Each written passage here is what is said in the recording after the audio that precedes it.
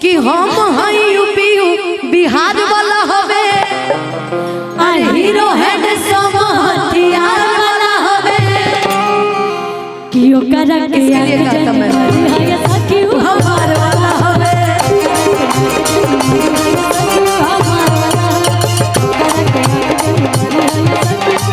देखो अगर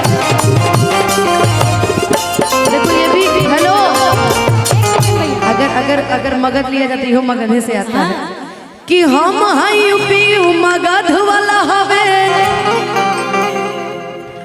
कि बढ़िया बेकार संगत वाला हवे ओकर के दिल जनी बड़ी है ओकर के दिल जनी दी है ये सोना हमार वाला हवे। ए भैया मुझे जितना देर मंच पे आए नहीं हुआ उससे ज्यादा तो मेरा पैर छू चुके हैं।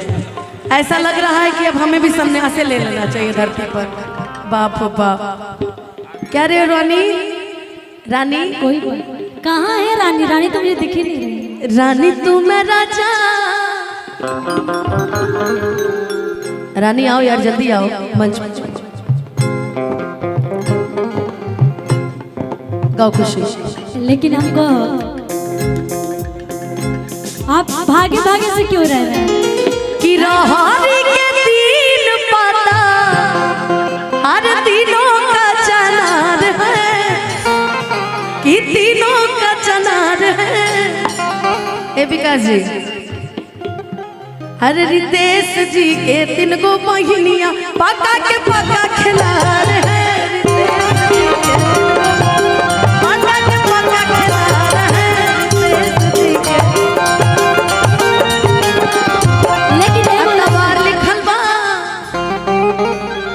फरमाइश रहनु कि सोमार लिखल बा ई मुकुल के बड़का भैया के फरमाइश है आइन कर बहिनी के 16 गो भतार लिखल बा तनी ताकला देवली पका लिखल बा तनी ताकला।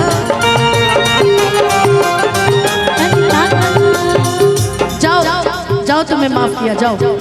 मैंने माफ किया अभी की बारी ये भागे भागे से रह रहे हैं इतना ही कुर्सी या सोफा मंगावल बारो रही खाती 1 सेकंड आ सेवा पानी भरपूर होता तब भागल कह रहता नहीं दीदी इतना सुंदर व्यवस्था कर लेनी तो कहूं कि कुर्सी मंगावली तहरा थी के नाप के बैठा चाप के ना लगल बता दो बाबू के बैठा चाप के ना लगल बता दो बाबू के बैठा चाप के कुर्सी मंगावली तहरा थी के नाप के की कुर्सी मंगवनी। देखो क्या है रुको रुको भाई देखो क्या है ना कि सही सही गाना नहीं गाएंगे तो पब्लिक को बुरा लगेगा।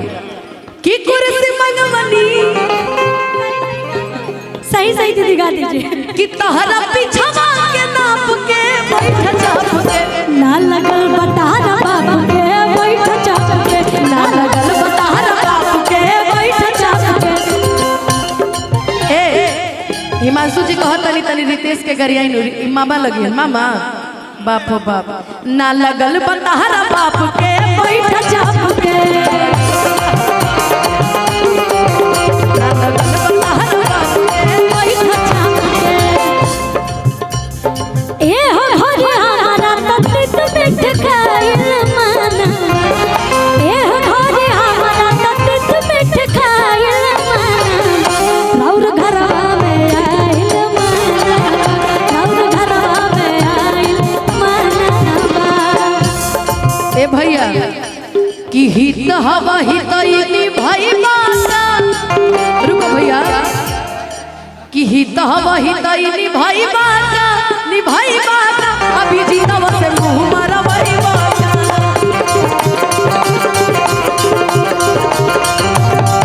हेलो जितना भी लोग ये जापानी सब तहरा के गरियावे खातिर ही खड़ा बने कि ना तू इनकरा के गरियावा हैं। ये बताई दीदी मान ली मुकेश भाई के तो बियाह हो गई लेकिन जाड़ा आ गइल बरोरू के ही लगन में कॉल चाहत रहे कंजूस सर हो बिना पैसा रुपया के आइल बा ऐसे कहो कि जेकर भइल बा बियाह त मजा मरी है इनकर ना भइल बा जेकर भइल बा बियाह त मजा मरी है होई जड़ में रड़ुआ बा का करी है होई जड़ में रड़ुआ बा का करी है जेकर भइल बा बियाह त मजा मरी है जेकर भइल बा बियाह त मजा मरी है होई जड़ में रड़ुआ बा का करी है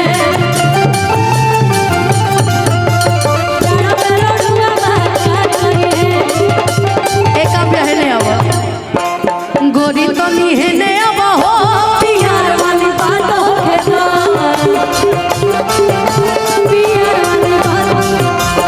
प्यार वाली बात हो के दो दीदार वाली बात हो के दो प्यार वाली बात हो के दो दीदार वाली बात हो के दो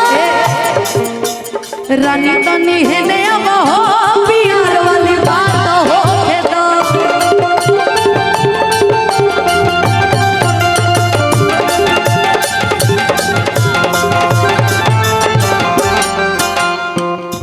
अरे चली गई सुनो